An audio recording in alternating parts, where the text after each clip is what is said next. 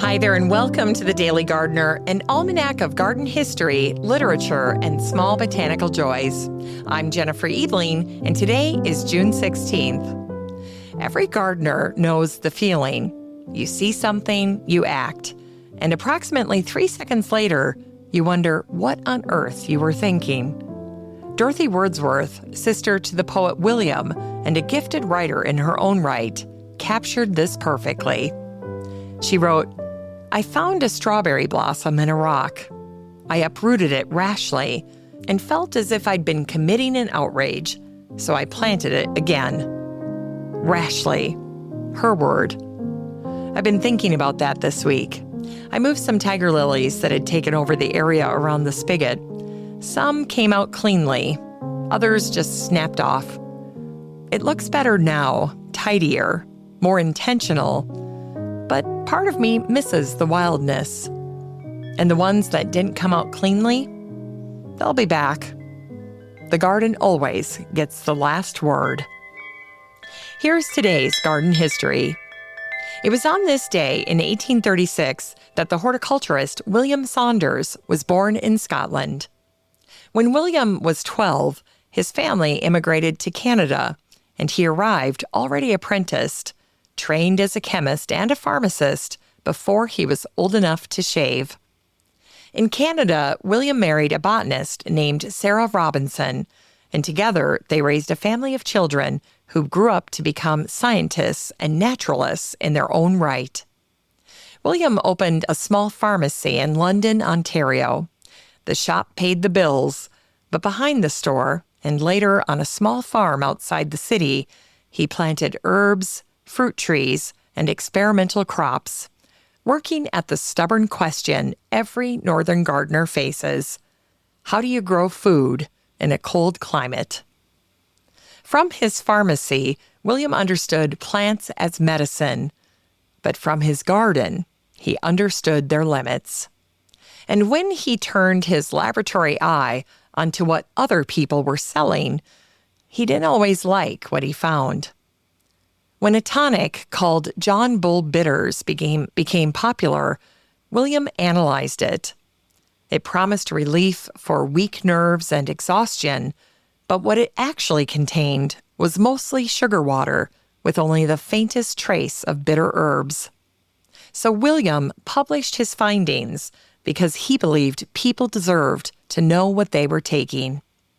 That reputation for honest science followed him, and when the Canadian government began building a national system of agricultural research stations, William was named as the first director of Canada's Dominion Experimental Farms in 1886.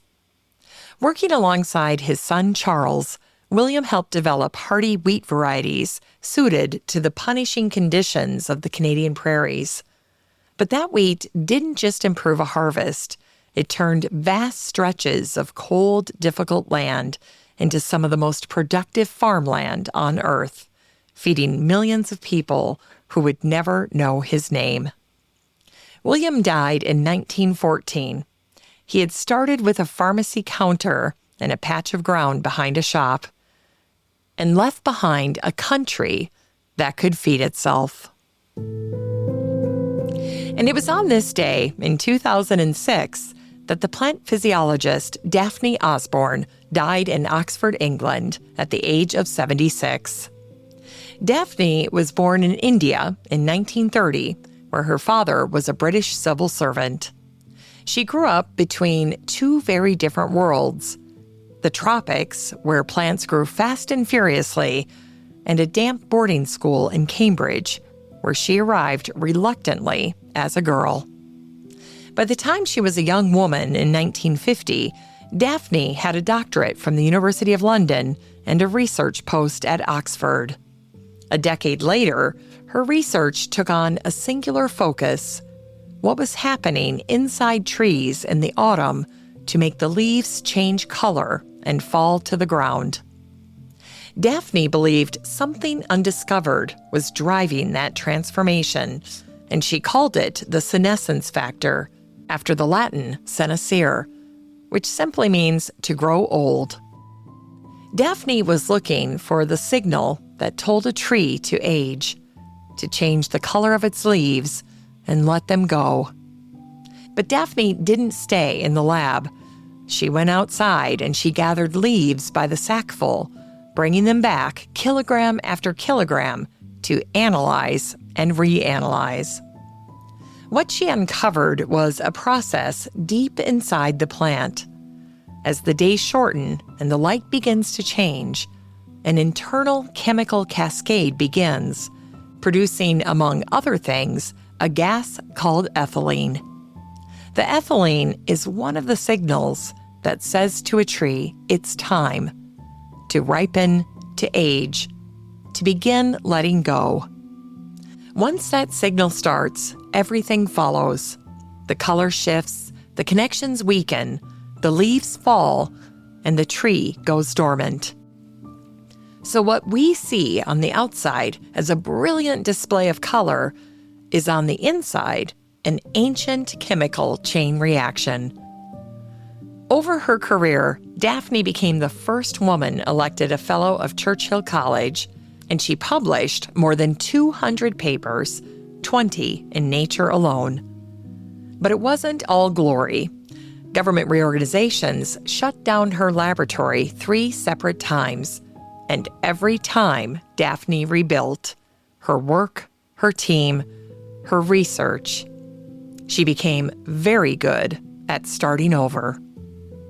It's fitting, then, that Daphne worked right up until the end of her life, until her own senescence, 20 years ago today, on June 16th, 2006. And every autumn, when I see the leaves change, I always think of Daphne. I think about the young woman that she was when she first questioned the reason for the beauty of a fall day. And then I think about what's happening inside the trees, that chemical cascade that begins as the ethylene moves through the plant until the whole process ends with bare trees and piles of leaves on the ground. Once you know what Daphne discovered, autumn doesn't feel so simple anymore. Yet it does bring a sense of satisfaction. It is, as Daphne always called it, senescence. And now, thanks to her, we're another step closer to understanding it more fully.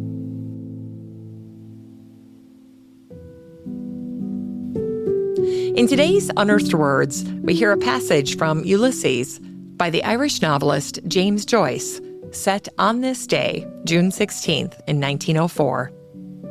June 16 has a name, Bloomsday. It's the single day on which all of Ulysses unfolds on one ordinary Thursday in Dublin, traced through every thought, sensation, and memory of the people moving through it. James chose this date because of a woman named Nora Barnacle.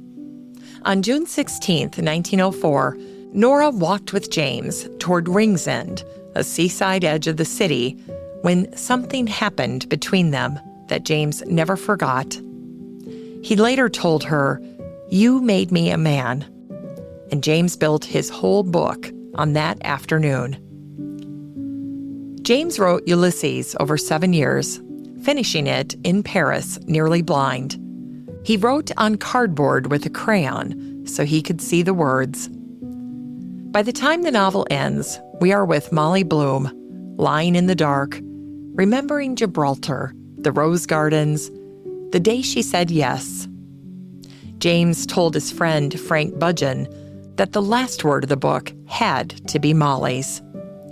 James wrote, "And the rose gardens, and the jessamine, and the geraniums and cactuses, and Gibraltar as a girl, where I was a flower of the mountain, yes. When I put the rose in my hair like the Andalusian girls used, and how he kissed me under the Moorish wall, and I thought, well as him is another, and then he asked me, would I say yes? To say yes, my mountain flower. And yes, I said, yes, I will. Yes." James gave Nora the last word, and that yes the one she said before she knew what it would cost, is the one I always come back to, because it's a promise made before the consequences arrive. And when you think about it, every time a gardener puts something in the ground, we say the same yes. Yes to the late frost. Yes to the drought. Yes to the thing that doesn't come back in spring. Yes to loving something that will die. Every gardener says yes before they know what they're saying yes to. Just like Nora. It's time to grow that garden library with today's book, Poetry in the Garden, edited by Jacqueline Bakar. Poetry and Literature Week continues today, and today's book is an anthology, a community really. Poetry in the Garden gathers voices of California women poets, each one writing from her own garden in her own way. A 10-year-old student, a great-grandmother, some publishing for the very first time, and others with hundreds of poems already behind them. But what they share is the garden, and what the garden asks of them. Jacqueline Bakar was inspired by the public and private gardens of California to bring this collection together.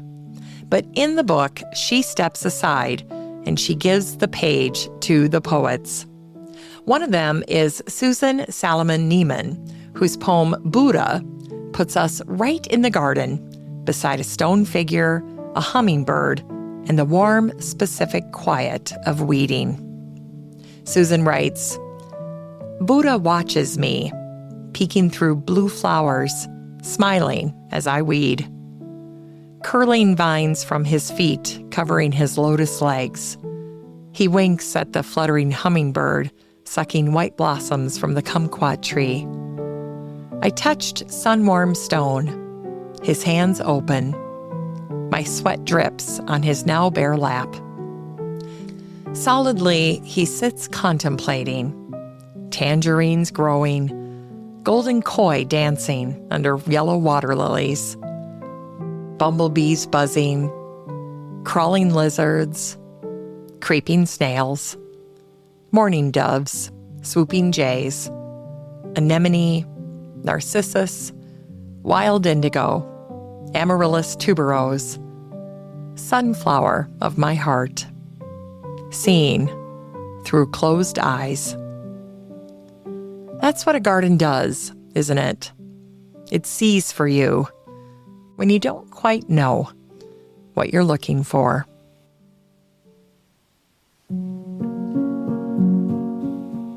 And finally, here's something sweet to ignite the little botanic spark in your heart.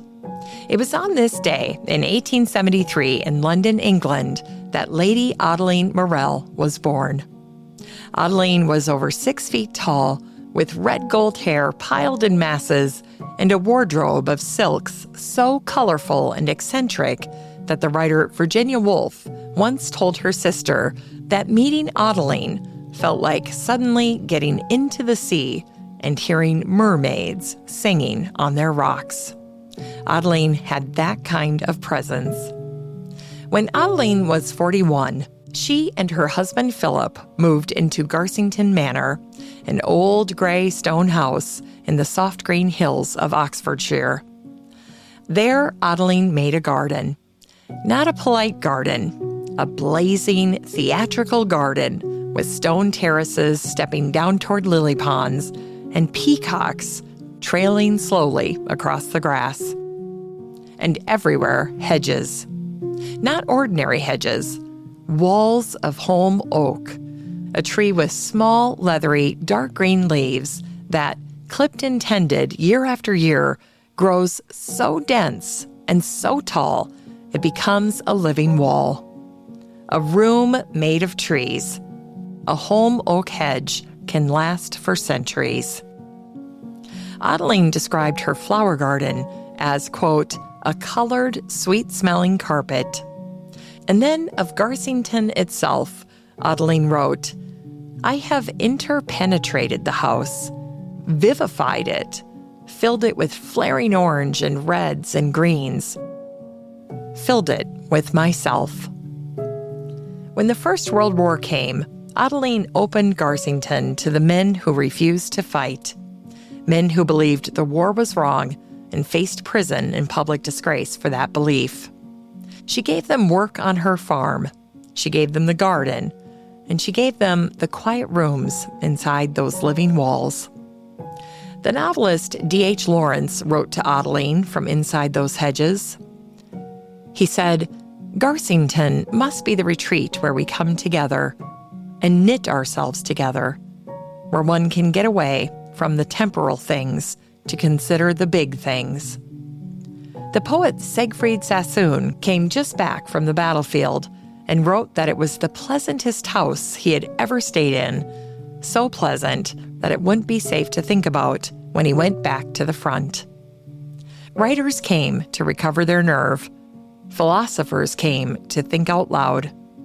Some of them repaid her kindness by making fun of her in their novels. Adeline was hurt by that, but she kept the door open anyway. Near the end of her years at Garsington, Adeline looked at what she had made and said quietly, "Too beautiful. It cannot last." Adeline died in 1938. And I love that she knew. She knew that beauty was fleeting, that every garden is an ephemeral creature, and that everything she had made there, the terraces, the lily ponds, the peacocks trailing across the grass, the sanctuary for writers recovering their nerve inside those living walls, none of it would last forever. The same way that she knew the people that she sheltered would sometimes mock her, and that people, like gardens, didn't live forever. But Adeline opened the door anyway. She planted hedges anyway. And that's the bravest thing a gardener can do, to love something fully, knowing it will end. I think Adeline would be delighted to know that the holm oak hedges at Garsington are still there, at least for now.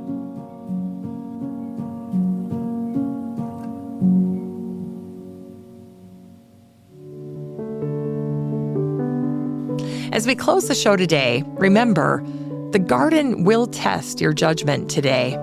Something will need to be moved or cut back or pulled out entirely. And you will act. And you will second-guess yourself. And you might, like Dorothy Wordsworth, put it right back where you found it. That's not indecision. That's gardening. The constant conversation between what you plant and what the garden needs.